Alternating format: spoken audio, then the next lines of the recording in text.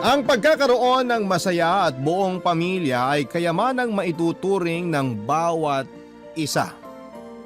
Ang halaga nito ay hindi kayang tumbasan ng pera at iba pang klase ng karangyaan maibibigay ng mundo o ng ibang tao.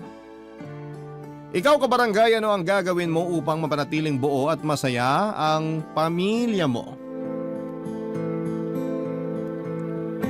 Dear Papa Dudut, isang pagbati po sa inyong lahat na nakikinig ng Barangay Love Stories. Itago niyo na lamang po ako sa pangalang Danilo or Danny for short mula po sa Batangas City. 37 anyos na sa kasalukuyan, may asawa at 8 anak. Bali 4 lamang po talaga ang anak ko sa asawa kong si Yoli dahil may 4 na anak na siya bago ko mapangasawa. Matanda siya ng 3 taon sa akin pero hindi naging hadlang yon sa pagmamahalan naming dalawa. Bunso po ako sa 5 magkakapatid. Ako at ang panganay naming si Ate Susan ay sa isang barangay lamang nakatira. Kagaya ko ay meron na rin siyang sariling pamilya, Papa Dudut. Ang pangalawa naman po sa amin ay patay na. Ang pangatlo at pang-4 ay parehong nasa probinsya dahil doon ang mga ito kapwa nakatagpo ng mga naging asawa nila. Ulilang lubos na rin kami at si Ate Susan na ang tumatayong magulang para sa aming magkakapatid, Papa Dudut. Ang asawa kong si Yoli ay biyuda ng namatay kong kuya. TB ang kinamatay nito. Bukod sa hindi naagapan ay mas lalo pang lumala dahil hindi ito nagpaawat sa kanyang bisyo. Naging masyadong matigas ang ulo. Hindi nakinig sa mga payo namin ni na Ate Susan pati na rin sa sarili nitong asawa. Buhay pa ng mga panahong yon ang aming ina at labis itong nasaktan at nagdamdam sa pagkawala ni kuya. Lalo pa at may naiwan itong asawa at 4 na anak. 26 anyos pa lamang noon si Yoli, 28 si kuya at ako naman ay 23. Hindi raw talaga naging magnobyo sina Yoli at ang kuya ko. Nagkakilala lamang sila noong minsang bumaha ng matindi rito sa lugar namin. 17 anyos pa lamang noon si Yoli at si kuya naman ay 19. Hindi nagdalawang isip noon ng kuya ko na tulungan si Yoli. Binuhat niya ito hanggang sa makatawid sila sa kabilang ibayo, malapit sa palengke. Hindi nalintanan ni kuya ang halos hanggang bewang at rumaragas ang baha pati na rin ang napakalakas na ulan. Kaya naman labis ang naging pasasalamat noon ni Yoli. Magkasama silang nagpalipas ng gabi sa palengke kasama ang iba pang mga kalugar naming lumikas at hinintay na humupa ang baha. Nang malaman ng isa sa mga tiyuhin ni Yoli ang nangyari ay kaagad na kinausap ang kuya ko at sinabihang kailangan nitong pakasalan si Yoli sa lalong madaling panahon. Pero dahil parehas pa silang minor de edad ng mga panahon na yon, nagpa siyang buong pamilya ni Yoli na pagsamahin na lamang muna ang dalawa kahit na wala pang basbas ng simbahan. Bagamat wala namang dapat na panagutan si kuya lalo at hindi naman sila nagkaroon ng relasyon, ay wala na itong nagawa pa.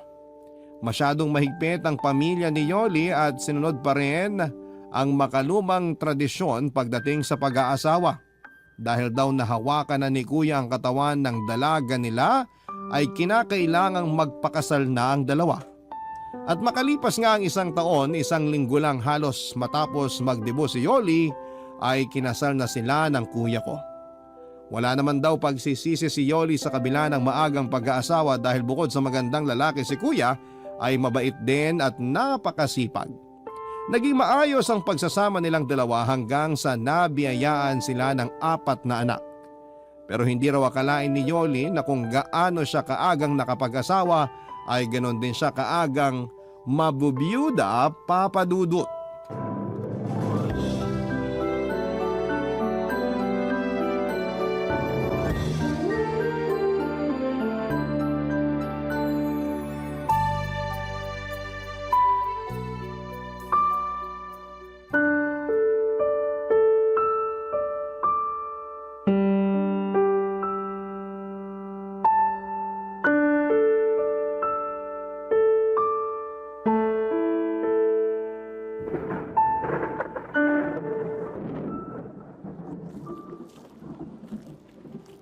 Ate Yoli, uwi na raw tayo, sabi ni Ate Susan.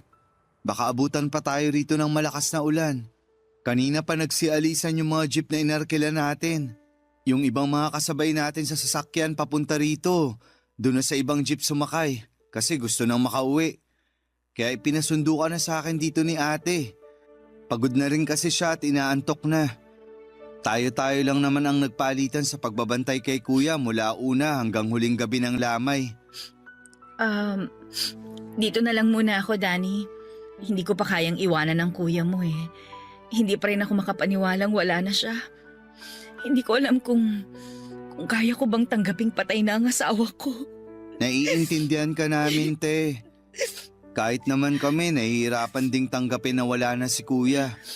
Pero kailangan mong magpakatatag para sa mga anak mo. Yun na nga eh. 4 ang iniwang anak ng kuya mo sa akin. Napakabata pa nila para maulila sa ama. Paano na kaming mag-iina ngayon? Paano ko bubuhayin ang mga anak ko kung ako na lang mag-isa? Nandito pa naman kaming mga kapatid ni kuya. Nandito pa ako. Hindi ko kayo pababayaan ng mga pamangkin ko. Hindi lang dahil pinangako ko yan kay kuya bago siya mamatay. Kusang loob kong gagawin yun kasi hindi naman kayo iba sa akin. Pero may sarili ka pa ring buhay, Danny. Lalo na't binata ka pa. Hindi mo naman kailangang obligahin ang sarili mo na gawin yun. Hindi mo kailangan saluhin yung naiwang responsibilidad ng kuya mo. Hayaan mo na lang ako sa gusto kong gawin, te. Nakapagdesisyon na ako. Hindi ako aalis sa inyo lalo na ngayong wala na si kuya. Delikado kung wala kayong kasamang lalaki sa bahay. Ewan ko, Danny. Hindi ko alam kung anong iisipin at mararamdaman. Napakabilis kasi ng mga pangyayari. Parang kahapon lang masaya pa kami nagpaplano ng kuya mo para sa pamilya namin. Para sa kinabukasan ng mga bata. Tapos ngayon, nandiyan na siya sa ilalim ng lupa. Hindi na niya masasaksihan ng paglaki ng mga anak namin. Kung bakit naman kasi napakatigas ng ulo niya eh. Sinabi ko nang tigilan na ang pag-inom at paninigarilyo pero sige pa rin. Kung nakinig lang siya sa amin ni Ate Susan, edi sana buhay pa siya hanggang ngayon. Hindi na natin mababago ang mga nangyari na, ate. Siguradong may dahilan ng Panginoon kung bakit maagang nawala sa atin si kuya. Bilang ina, hindi ka dapat panghinaan ng loob. Kailangang mas maging matibay ka ngayon dahil 4 na bata ang umaasa sa'yo.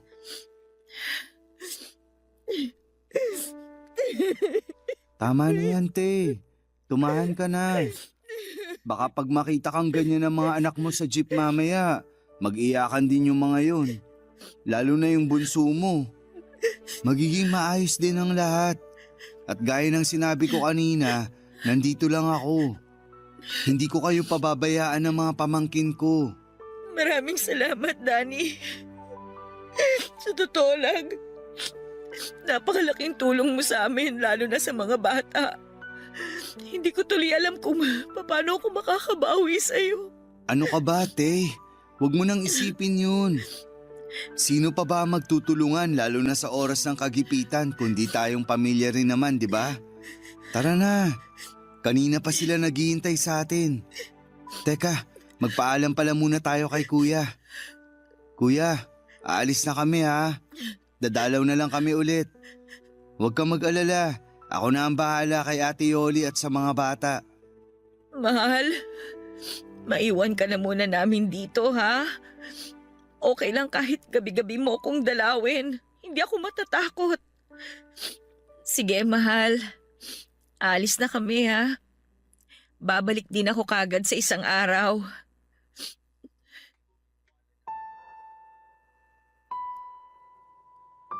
Bago ako tumira noon sa kuya ko Papa Dudut ay nagtrabaho muna ako ng ilang taon sa Rizal bilang panadero. Pero nang mabigo ako sa aking unang pag-ibig ay nagpasya akong umuwi muna rito sa Batangas. Para makalimutan ang babaeng nanakit sa puso ko at para na rin simula ng bagong kabanata ng buhay ko. Kargador noon sa palengke si kuya at paminsan-minsan ay isinasama niya ako para meron akong sideline.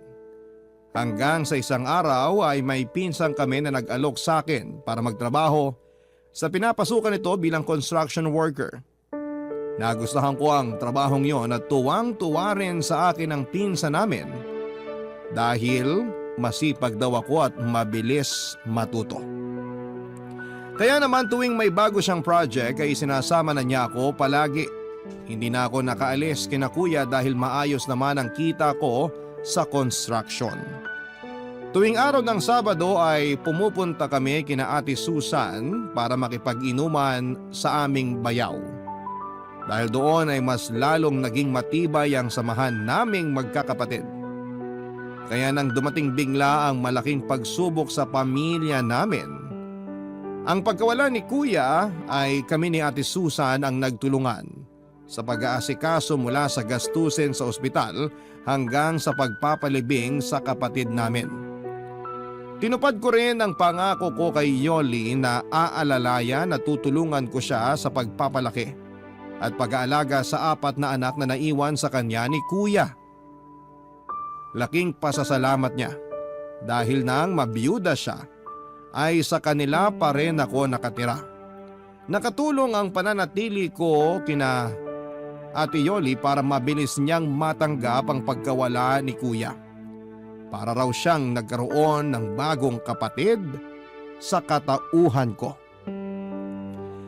Sinikap ko namang maayos na magampanan ang obligasyon ko bilang pangalawang ama ng aking mga pamangkin. Hindi maiiwasang pagtsismisan kami ng mga tao lalo na ng aming mga kapitbahay dahil kahit pa halos tunay na magkapatid na ang turingan namin noon ni Yoli, lalaki pa rin ako at biyuda naman ang hipag ko. Nilagyan nila ng mali siya ang pagiging malapit namin sa isa't isa. Nagpasya kaming huwag na lamang pansinin ang mga naririnig naming bulong-bulungan sa paligid at ang makahulugang mga tinginan ng mga tao tuwing magkikita kami na naglalakad sa may kalsada. Pero hindi ko rin naman sila masisisi dahil kung titignan ay para talaga kaming mag-asawa noon. Parang isang masayang pamilya, Papa Dudut. Close sa akin ang mga anak ni Kuya. Tuwing umaga ay inihahatid pa ako ni Yoli palabas ng eskinita at kung minsan ay hanggang sa paradahan pa ng tricycle dahil habol ng habol sa akin ang bunso nila ni Kuya. Hanggang isang araw ng Sabado ay napilit ako ng pinsang kong sumama sa bahay ng isa naming katrabaho. Birthday daw kasi nito at naghahanda para lang sa amin. Nag-alala ako dahil alam kong hinihintay ako ni Yoli at ng mga bata lalo na at kapag ganong araw ng sahod ay palagi akong may pasalubong sa kanila. Pero dahil nga sa napasubo na ako ay sa pinuntahang birthdayan ay hindi naiwasang naparami ang inom ko noong magkasarapan na. Inihatid pa ako ng pinsan namin pauwi kina Yoli dahil lasing na lasing ako. Ang inaasahan ko ay tulog na ang mag-iina dahil mag-aalas 11 na yon ng gabi pero nagulat ako nang pagbuksan ako ni Yoli ng pintuan, Papa Dudut.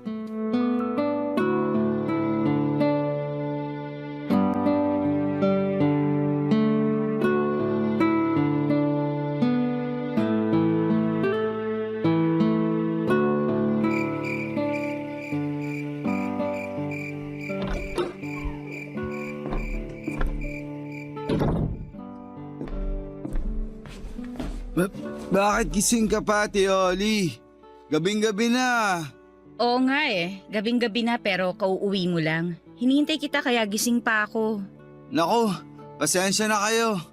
Wala akong nabiling pasalubong ngayon. Yung mga bata, kamusta? Napuyat kaya hintay sa'yo yung mga bata lalo na si Bunso. Dati naman palagi ka maaga kahit Sabado. Saan ka ba galing? Nag-alala tuloy ako sa'yo kasi ngayon ka lang umuwi ng ganitong oras. Talaga? Nag-alala ka sa akin? Oo nga, nag-alala ako kasi akala ko kung napano ka na. Teka, hindi mo pa sinasagot yung tanong ko kung saan ka nang galing Mukhang lasing na lasing ka. May hindi ka ba sinasabi sa akin? May problema ba? Nako, wala namang problema. May nag-birthday lang kaming katrabaho kaya ayun, napilit nila akong sumama at uminom.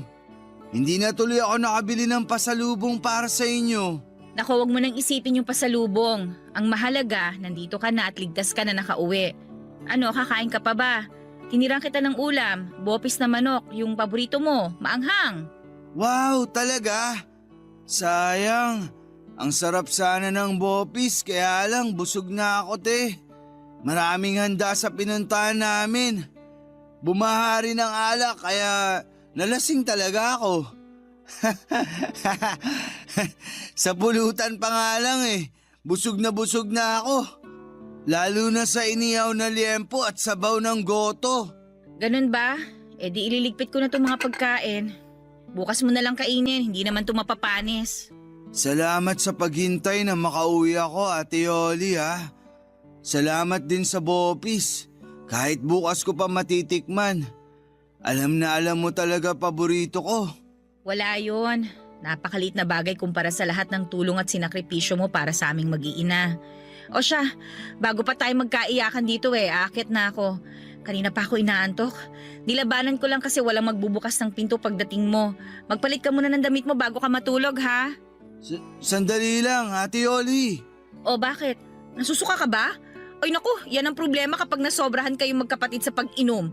Sukahin kayo Hindi naman kita pinagbabawalang uminom, lalo na't binata ka. Pero sana sa susunod, huwag ka na magpapakalasing. Oo, nasusuka ako pero hindi dahil sa alak. Nasusuka ako sa pagmumukha ng kumpare nyo ni Kuya. Balita ako, dinidiskartehan ka raw nun. Paprangkahin na kita, Teoli.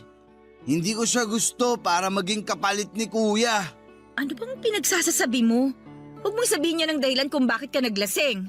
Hindi yun ang dahilan. Bigla ko lang naalala ngayon yung tungkol doon, kaya nabanggit ko sa'yo. Kung gusto mo mag-asawa ulit, andito naman ako, ate. Bakit lalayo ka pa? Ako na lang. Mahal na mahal ko kayo ng mga bata. Hindi ko kayo pababayaan. Oh! Danny, ayos ka lang ba? Ano nangyari sa'yo? Bakit bigla ka natumba? Tumigil ka na nga sa pag-iyak mo dyan. Ay, halika na. Aalalayan kita para makahiga ka na. Ano, kaya mo bang tumayo? Ha?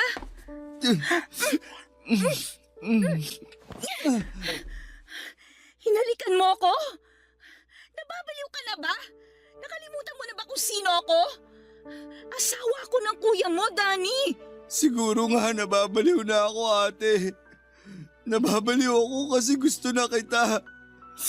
At gusto kitang maging asawa. Hindi ko alam kung kailan nagsimula ang nararamdaman ko para sa'yo. Kaya nung malaman ko na dinidiskartehan ka ng kumpare nyo, sobrang nagselos ako.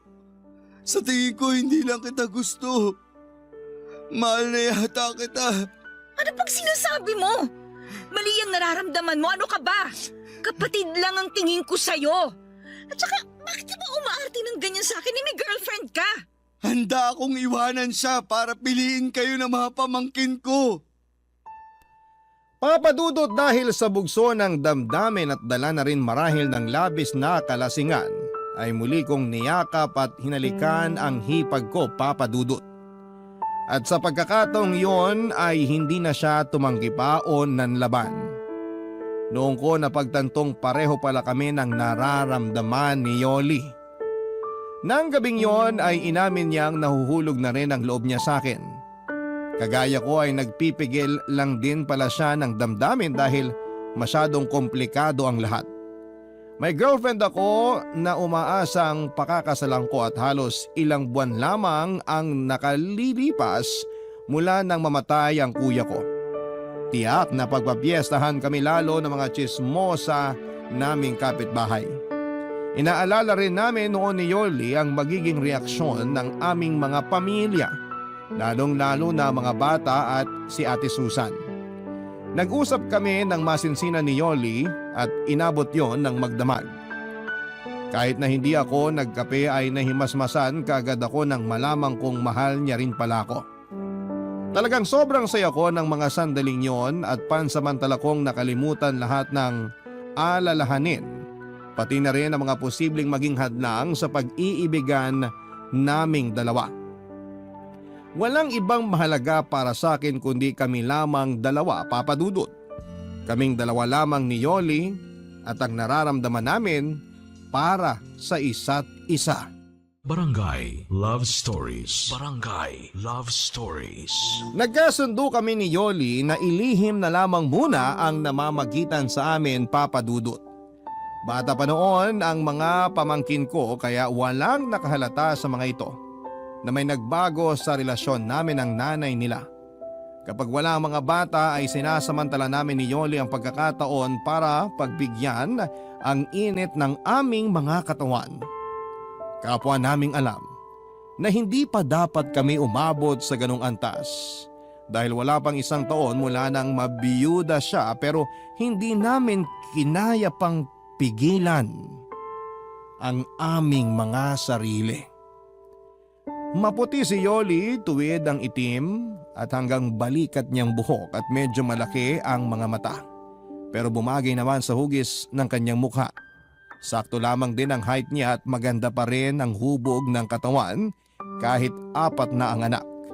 Kaya hindi nakapagtatakang marami ang umaaligid noon sa kanya nang mamatay si kuya. At isa nga ako sa mga nahumaling sa alindog ng hipag ko. Aminado akong mas gwapo sa akin ang kuya ko lalo at pinaglihiraw ito ni inay kay Santo Niño. Pero nabihag din naman si Yoli ng pagiging chinito ko. Medyo may kapayatan ang aking katawan pero matangkad ako at makisig tingnan. Kulot ang aking buhok na naman na naming lahat na magkakapatid sa aming ama.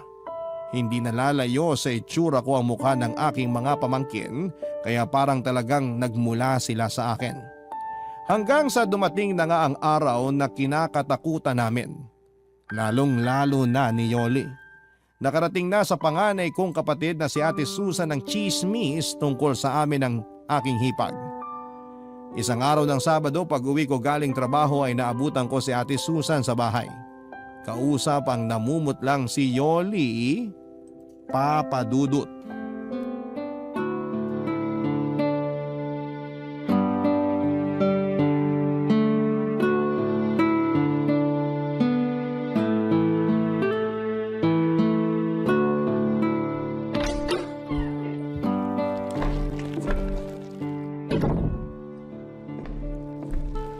Nandito na ako.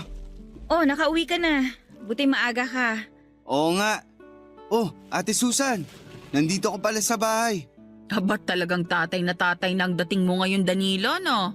Huwag mo pa rin kalimutang anak sila ng kuya mong namatay at yuhin ka lang nila. Ate Susan naman, syempre alam ko yun. At hindi ko yun makakalimutan. Teka, bakit parang masyado yatang mainit ang ulo mo, te? Oh, heto. Kain ka nito mga dala kong tinapay at ititimpla rin kita ng kape kung gusto mo para may panulak. O baka mas gusto mo mag-soft drinks ngayon. Yun na nga lang siguro para naman lumamig ang ulo mo.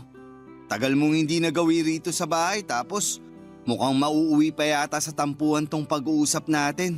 Napaka-busy kong tao, alam mo yan. Kaya hindi ako nagpunta lang dito para makipagdaldalan.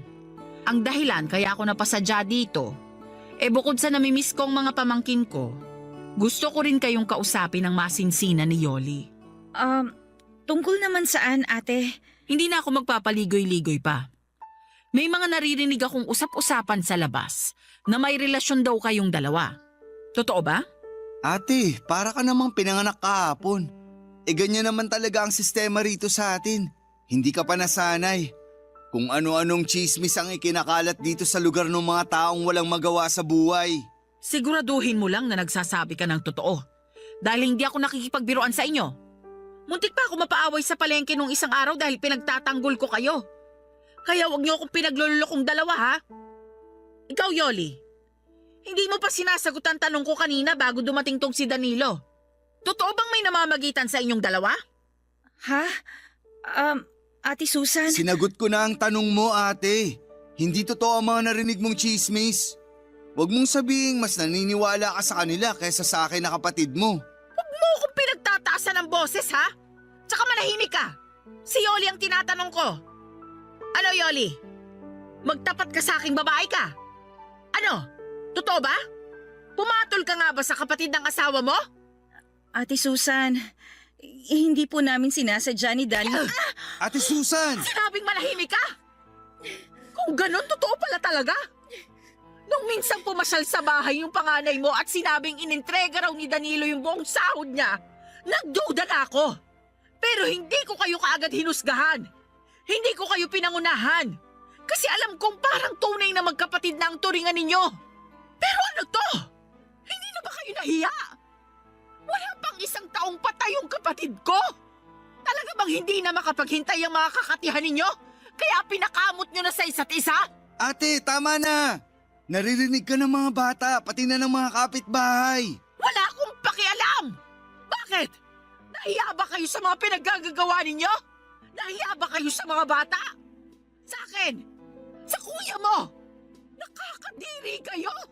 Isang malaking kahihiyan tong ginawa ninyo! Nagmamahalan po kami ni Danny, Ate Susan. Lintik na pagmamahal yan! Ano? Mahamakin ang lahat, masunod lang ang kakatihan? Kahit ano pang sabihin mo o sabihin ng ibang tao, mahal ko si Yoli, ate. At ipaglalaban ko siya, ano man ang mangyari. Umalis si Ate Susan na masama ang loob sa amin noon, Papa Dudut. Halos ilang buwan din kami nitong hindi pinansin at kinausap. Pero nagpasalamat pa rin kami dahil hindi naman idinamay ni ate ang mga bata sa galit niya sa amin. Malaya pa rin nakakapunta sa bahay ni Ate Susan ang mga pamangkin ko. Tinutuo ko ang sinabi ko kay Yoli na iiwan ko ang girlfriend ko nung mga panahong yon dahil mas pinili ko silang mag-iina. Tinanggap ko na lamang ang galit ng ex ko pati na rin ng pamilya nito. Hindi pa rin nawala ang usap-usapan tungkol sa amin ni Yoli at sa halip ay mas lalo pa yung lumala. Maraming napataas ang kilay nang magpasya na kaming aminin sa lahat ang aming relasyon. Ang iba nga ay diring-diri pa na akala mo'y kung sinong banal at malinis ang mga pagkatao. Pero hindi kami nagpaapekto sa kanila lalo't kami naman ni Yoli ang magsasama. Katwiran naming dalawa ay wala naman silang ambag sa mga buhay namin at isa pa, totoong nagmamahalan kaming dalawa. Nang isilang ni Yoli ang panganay namin, ay noon lamang ulit kami kinausap ni Ate Susan.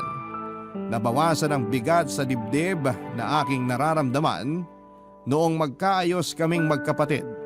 Kalaunan ay natanggap na rin ng mga pamilya namin ni Yoli ang aming relasyon. Naging maayos at masaya ang unang taon ng aming pagsasama. Naging napakasaya ko sa piling niya at Papa Dudut, Papa na po ang tawag sa akin ng mga pamangkin ko. Mabilis na lumipas ang mga taon hanggang sa naging 4 na ang anak namin ni Yoli. Kinailangan ko nung magdoble kayo dahil sa paglaki ng aming pamilya. Halos gawin ko ng araw ang gabi para lamang matustusan ang lahat ng pangangailangan ng aking mag-iina. Pero kung kailan nagsisipag-aral na ang mga pamangkin ko ay saka naman ako natutong bumarkada at magbisyo noon, Papa Dudut.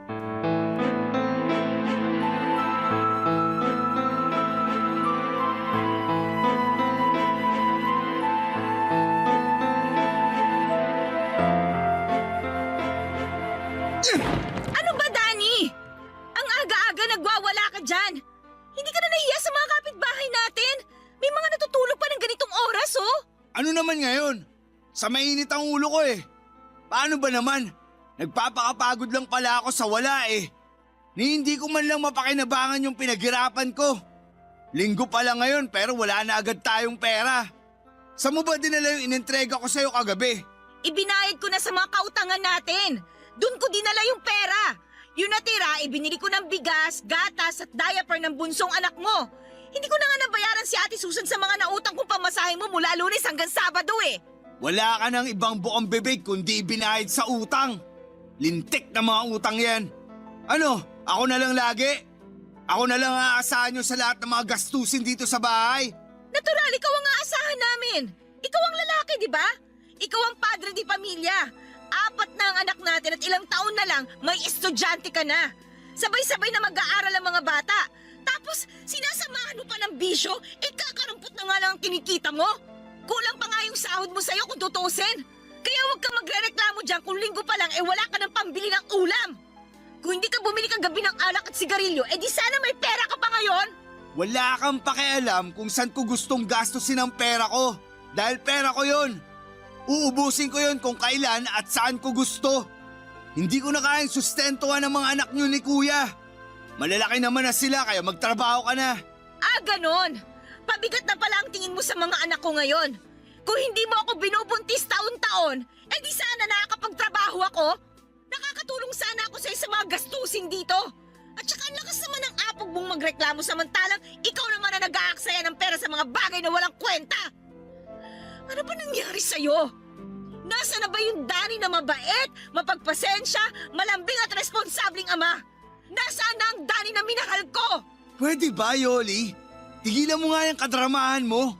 Wala akong panahon sa mga ganyan. Pagkain ang kailangan ko kasi gutom na ako. Gawan mo ng paraan yung pambili ng ulam. Pag lalo akong nayamot, babasagin ko lahat ng mga gamit dito sa bahay. Di basagin mo? Diyan ka naman magaling sa pagbabasag, sa pagwawala. Sige, magbasag tayo, Danny. Tutulungan kita para maubos lahat ang gamit natin na ipinundar natin.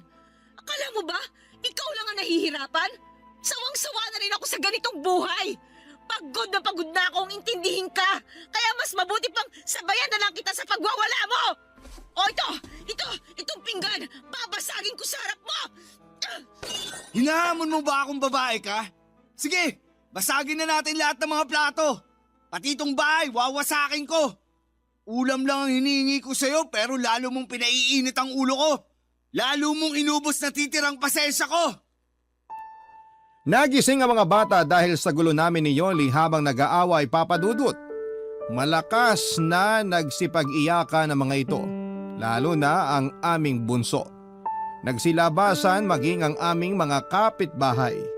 Ang iba ay umawa at ang iba naman ay nakiosyoso lamang sa mga nangyayari. Marahil ay nagulat ang mga ito dahil yon ang kauna-unahang pagkakataong nag-away kami ni Yoli at sa sobrang galit ko ay napagbuhatan ko rin siya ng kamay papadudot. Hindi ko alam kung paano nakarating sa pinsang kong kasama ko sa trabaho ang tungkol sa nangyaring gulo. Basta bigla na lamang itong dumating at hinila ako palabas ng bahay. Ang buong akala ko noon ay susuntukin ako ng pinsan ko pero hindi naman ganon ang ginawa nito. Kinausap lamang ako ng masinsinan hanggang sa ako ay mahimasmasan. Hindi umalis sa amin ang aking pinsan hanggat hindi kami nagkakaayos ni Yoli. Sinsero akong humingi ng tawad sa kanya at pinaliwanag kong nadala lamang ako ng emosyon.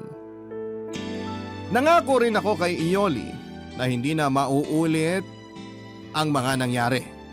Lalo at kitang-kita ko noon ang takot sa mga mata ng aking mga anak, papadudot. Barangay Love Stories. Barangay Love Stories. Papadudod sa paglipas ng mga araw ay mas lalo pang lumala ang pagkalulong ko sa barkada at sa bisyo.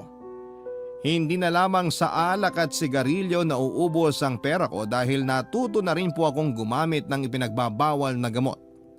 Napakabilis uminit ng ulo ko lalo na kapag hindi ako nakakatikim ng droga. Umabot na sa puntong pati ang mga bata ay napagbubuhatan ko na rin ang kamay. Doon na nagpasya si Yoli na maghanap ng trabaho. Dahil kung hindi niya yon gagawin ay mamamatay sila sa gutom ng mga anak namin. Ipinasok siya ng isa naming kapitbahay kina Mang Densyo, isa sa mga pinakamayaman sa aming lugar. 65 anyos na ito ng mga panahon na yon at biyudo. Makisig pa rin tignan sa kabila ng edad nito at malakas ang dating palibasa ay may pagkamistiso. Nag-iisa lamang sa malaki nitong bahay ang matanda pero suportado ng mga anak na nasa Italia. 4 ang anak ni Mang Densyo at ang 3 ay sa ibang bansa na naninirahan. Isa na lamang ang naiwang anak nito sa Pilipinas, ang bunsong lalaki na nag-aaral ng kolehiyo. Nung una ay 3 beses lamang kung magpunta si Yoli sa malaking bahay para maglaba at mamlansya. Tuwang-tuwa siya dahil maayos magpasahod si Mang Densyo at palagi pa siyang may dalang pagkain pag uwi sa bahay namin. Ako naman, Papa Dudut, ay natuwa rin ng mga panahong yon dahil solong-solo ko na ang aking sweldo. Wala na magreklamo at magbubunga nga kahit ubusin ko pa lahat ng pera ko sa aking mga bisyo. Hanggang sa ang 3 araw na schedule ng pasok ni Yoli sa malaking bahay ay nadagdagan pa ng 3 araw, Papa Dudut.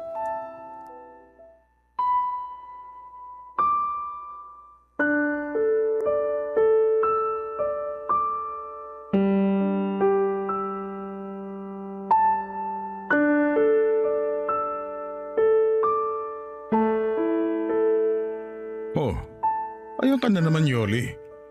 Hindi ba't napag-usapan na natin to? Oo, pero parang hindi ko kayang gawin eh. Hindi ko kayang pagtaksilan si Danny, Densyo. Sa una ka lang naman makokonsensya. Kapag tumagal masasanay ka na rin. Kahit naman may edad na ako, malakas pa ang tuhod ko. Maniwala ka, Yoli. Kayang-kaya pa kitang paligayahin. Baka nga ako pa ang kauna-una ang makapagdala sa'yo sa tinatawag na ikapitong langit. Pero Densyo, mahal ko si Danny. Ano pa ang mukhang ihaharap ko sa kanya at sa mga anak namin pagkatapos nito? Hindi naman niya malalaman. Walang makakaalam. Sikreto lang nating tong dalawa, siyempre. Bakit? Sasabihin mo ba sa kanya na may relasyon tayo? Ikukwento mo ba kay Danny ang mga gagawin natin dito sa loob ng motel? Oh, syempre hindi. Bakit ko naman ikukwento yung tungkol sa atin? Hindi pa ako nasisiraan ng ulo para gawin yun, ano? Yun naman pala Eh di wala nang dapat problemahin pa. Alam mo, kung ako sa'yo, relax ka lang. Hindi naman ako nangangagat. Hindi rin ako nananakit. Kahit matagal na akong takam at gigil na maangkin ka, hindi naman kita pupuwersahin. Matagal mo na palang pinag-iisipan to? Oo, Yoli. Matagal na kitang gusto. Hindi ka pa nabubiyuda noon napapansin na kita. Dapat nga liligawan kita kaya lang naunahan ako ng bayaw mo. Mas bagay sana tayo kasi biyudo ko tapos biyuda ka naman. Maganda sana ang kombinasyon nating dalawa. Hindi ko alam kung anong sasabihin ko. Wala ka namang dapat sabihin.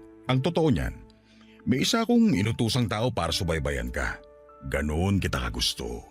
Kaya nung malaman kong problemado ka kay Danny, lalo na sa pera, sinabi ko sa tao ko na alokin kang pumasok sa akin bilang labandera. Kung ganun, pinlano mo lahat ito, Densyo? Oo, at wala akong pinagsisisihan sa mga ginawa ko. Dahil bukod sa natutulungan kita, palagi pa kita nakikita at nakakasama sa bahay. Parang asawa na rin ang tingin ko sa'yo. Ikaw kasi ang nag-aasikaso ng lahat sa bahay at ng mga pangangailangan ko. Totoo ba talaga ang mga sinabi mo, Densyo?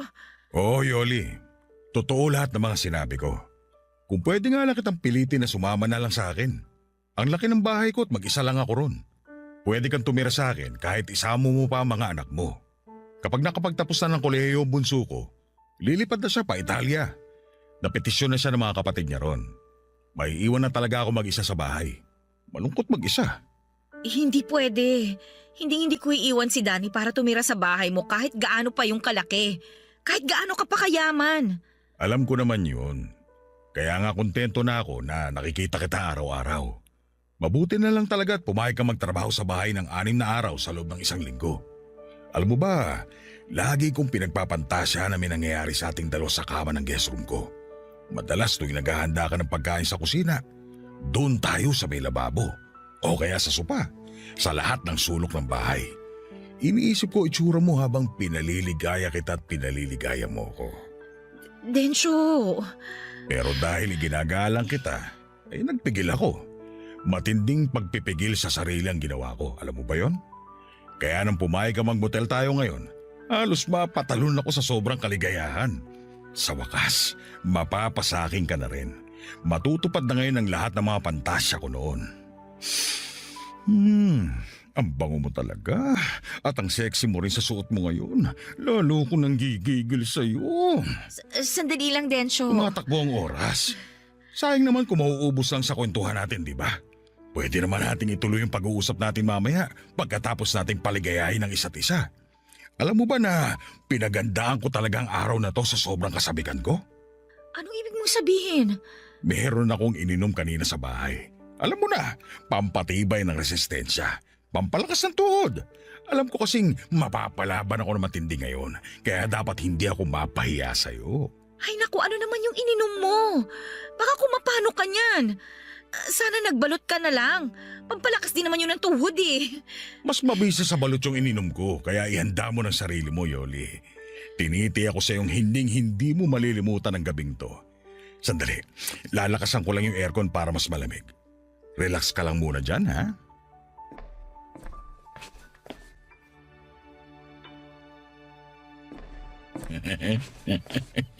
Ayan, mas malamig na. Okay na ba sa iyo ang ganyang lamig? Okay na sa akin. Okay. Ano, sisimulan na ba natin? Kanina lang, kabang-kaba ka na, tapos umiiyak ka pa. Pero ngayon, parang ikaw pa tong masabi kesa sa akin. Iba ka talaga, Yoli. Halika na, humiga ka na sa kama. O baka gusto mo, ako muna ang hihiga at ikaw muna ang... Densyo? Okay ka lang ba? Hindi ako makahinga, Yoli. Bakit? Ano nangyayari sa'yo? Ay! Densyo! Densyo! Tulong! Tulungan niyo kami! Tulong! Densyo! Papadudot dahil sa labis na pagkataranta sa mga nangyari kay Mang Densyo ay nakalimutan na ni Yoli kung nasaan sila ng mga oras na yon. Nagsisigaw siya para humingi ng tulong at kaagad namang may sumaklolo sa kanya na staff ng nasabing motel at inalalayan si Yoli palabas ng kwartong kinuha nila ng kabit niyang matanda. Pagdating sa counter ay kaagad na tinawagan ni Yoli ang bunsong anak ni Mang Densyo para ipaalam kung ano ang nangyari sa tatay nito.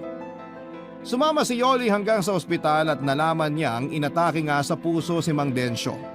Bukod sa matinding emosyon dulot ng pananabik kay Yoli, ay na-overdose din pala ito sa ininom na tableta na mabisa raw para maging mas matikas ang pagkalalaki niya. Sa kamalasan ay naging sanhi pa yon para bawian ito ng buhay. Hiyang-hiya si Yoli sa anak ni Mang Densyo at sa lahat ng mga taong nakasaksi sa nangyari, papadudot. Sinisi rin niya ang kanyang sarili sa pagkamatay ng matanda. Tama nga ang sinabi sa kanya ni Mang Densyo na hinding-hindi malilimutan ni Yoli ang gabing yon na nagsilbing bangungot para sa kanya. Mabilis na kumalat sa lugar namin ang tungkol sa iskandalong kinasangkutan ni Yoli. Sa halip na umuwi sa bahay namin ay doon siya nagpunta sa matalik niyang kaibigan na nakatira sa kabilang bayan. Nang mabalitaan ko yun ay gumuho ang mundo ko. Para po akong pinagsakluban ng langit at lupa. Parang sinaksak ng libu-libong punyal ang aking dibdib.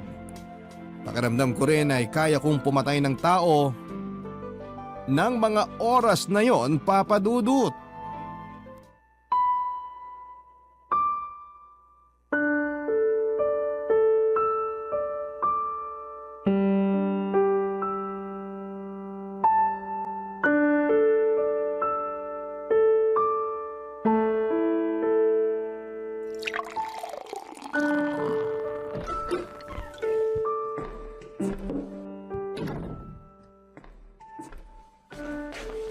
Magaling! Napakagaling! Wala na nga kayong malamon. Nagagawa mo pang lumaklak ng alak, Danilo. Tinamaan ka talaga ng lintik, ano? Naku! Andito na naman pala ang ate kong bungangera at pakialamera. Ano? Masaya ka na ngayon? Wala na si Yoli. Hindi na umuwi rito mula nung matigok sa motel yung kabit niyang matanda. Sira na ang pamilya namin. Masaya ka na ba, ha, Ate Susan? Masaya na ba kayo? At ano naman ang dapat kong ikasaya sa nangyari, Aber? Hoy, ang kapal naman ang mukha mong pagsalitaan ako ng ganyan. Eh bakit? Nasasaktan ka? Kasi totoo. Kung di ko pa alam, ayaw nyo naman talaga sa relasyon namin ni Yoli. Nagkukunwari lang kayong tanggap nyo na kami pero ang totoo, hinihintay nyo lang na magkasira kami at tuluyan ng maghiwalay. Hoy Danilo! Dahan-dahan ka sa pananalita mo ha? Oo, totoong ayaw ko sa relasyon ninyo ni Yoli noon. At nasasaktan ako sa nakikita kong sitwasyon mo ngayon. Ate, hindi ako makapaniwala. Nagawa kong iputan ni Yoli sa ulo. Naging tapat ako sa kanya. Iniwan ko yung dating girlfriend ko para piliin siya at ang mga pamangkin ko. Ang sakit eh. Para akong mamamatay sa sakit. Ay naku Danilo! Tumahang ka na! Ano ba kasi itong pinasok mo? Alam ko namang napakalaki ng pagkukulang ko sa mag-iina ko, ate. Napabayaan ko sila na mapabarkada ako at natutong magbisyo. Pero sapat na dahilan ba yun para lukuhin ako at pagtakasilan ni Holly? Para sumama siya sa matandang amo niya at magbiglang liko? Hindi kita masasagot dyan. Wala ako sa posisyon ni Yoli. Kaya hindi ko rin siya pwedeng husgahan. Hindi rin ako perpektong tao. Pero sa tingin ko, kaya niya nagawa yun dahil isa siyang ina. Isang ina na hindi kayang makitang nagugutom ang mga anak niya. Isang ina na handang gawin ang lahat para sa pamilya niya. Kahit kapalit ng pansarili niyang kapakanan. Kaya isinakripisyo ni Yoli ang dangal niya at tiniis ang kahihiyan. Tandaan mo ito, Danilo. May mga pagkakataong inaanay at bumabagsak ang haligi ng tahanan. Pero ang ilaw nito, hindi basta-basta mapupundi. Oo na. Aminado naman ako kasalanan ko kung bakit kinailangang magtrabaho ni Yoli, te. Dahil wala akong kwentang padre de pamilya. Isa akong inutil. Shh! Huwag mong sabihin yan, Danilo. Pareho kayong may pagkakamali ni Yoli. Hindi mo ba naisip na baka pagsubok lang ang lahat ng mga nangyayari sa pagmamahalan ninyo? Miss na miss ko na siya, ate. Miss na miss ko na si Yoli. Hinahanap din siya palagi sa akin ng mga bata, lalo na si Bunso. Pero hindi ko alam kung paano ipaliliwanag sa kanila ang lahat. Hindi ko alam kung nasan si Yoli. At kung paano ko siya makukumbinsing bumalik na rito sa bahay. Dahil sa kabila ng mga nagawa niya, mahal na mahal ko pa rin siya. At hindi ko kayang mabuhay nang wala siya, ate. Kailangang mag-usap kayo ng masinsinan ni Yoli. Hayaan mo.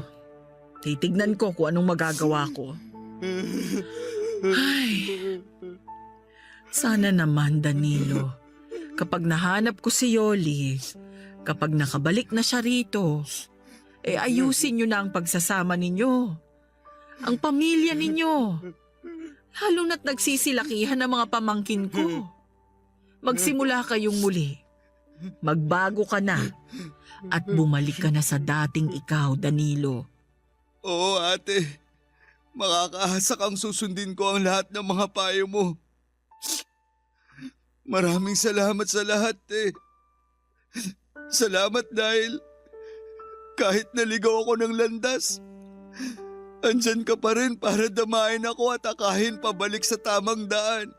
Kapatid kita, Danilo. Ano man ang mangyari, pamilya tayo. Kaya sana, kapag nagkaayos kayo ni Yoli, ang Panginoon na ang gawin yung sentro ng inyong buhay at pagsasama. Papadudot pagkatapos ng pag-uusap naming yon ni Ate Susan ay saka pa lamang ako natauhan. Pakiramdam ko ay nawala bigla ang aking kalasingan. Iniligpit ko lahat ng kalat sa mesa at nilapitan ang 8 bata na noon ay mahimbing nang natutulog. Umupo ako sa isang sulok ng higaan at tinitigan sila. Hindi ko napigilang mapaluha noong maalala ko ang pangako ko noon kay Yoli at sa namayapa kong kuya na aalagaan ko silang mag-ina at hindi ko pababayaan. Labis kong pinagsisihan ang lahat ng nagawa kong mga pagkakamali at nangako sa sarili na gagawin ko ang lahat para mabuong muli ang pamilya namin ni Yoli. At sa tulong nga ni Ate Susan pati na ng iba pa naming kamag-anakan ay nahanap ko si Yoli. Nag-usap kami ng masinsinan, Papa Dudut. Umiyak siya habang humihingi ng tawad sa akin dahil sa naging karupukan niya sa tukso. Lumuluha rin ako habang sinasabi sa kanyang pinapatawad ko na siya at sana ay mapatawad na rin niya ako. Nagkaayos kami at nagkaunawaang muli ang aming mga puso. Nagtiwala siya sa pangako kong magbabago na ako at kakalimutan ang mga barkada maging ang lahat ng aking mga bisyo.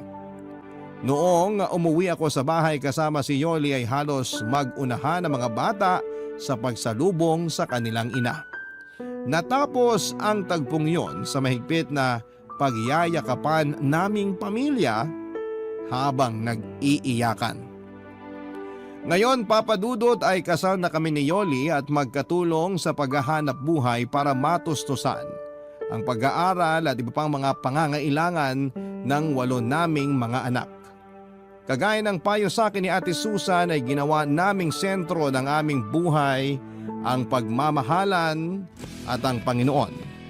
Ang 6 na araw na para sa pagtatrabaho ay nakalaan para sa aming hanap buhay at ang linggo naman ay para sa aming pamilya.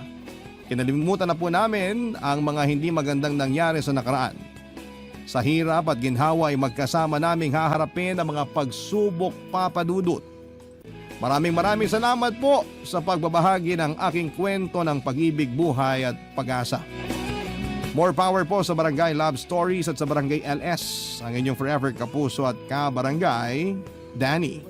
Nagustuhan ng iyong napakinggan? Ituloy yan via live stream sa www.gmanetwork.com/radio. Barangay LS 97.1